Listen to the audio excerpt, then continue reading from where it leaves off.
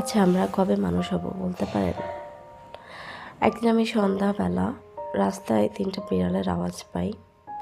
দেখি খুবই ছোট ছোট ৩টা বাচ্চা কে যেন ফেলে দিয়ে চলে গেছে। এই শীতের ভেতরে আমি ওদের ওইভাবে রেখে আসতে পারিনি। আমি আমার বাসায় নিয়ে আসি। তারপর ওদের ফিডারে করে, সিরিঞ্জে করে দুধ খাওয়াই প্রায় ১ মাস যাবৎ। তাও ওদের কোনো গ্রোথ হয়নি, কিছুই না। এই শীতে ওর একটা ভাই আর একটা বোন ছিল, ওরা মারা গিয়েছে। আর ও বর্তমানে ফ্লুতে আক্রান্ত। ও চোখে তাকাতে পারছে না, বাথরুম করছে, বমি করছে। কি দরকার ছিল ভাই এভাবে মায়ের বুক থেকে ওদের ফেলে দেয়া? আচ্ছা, এই পৃথিবীতে কি শুধু মানুষেরই বাঁচার অধিকার আছে? ওদের কি নেই?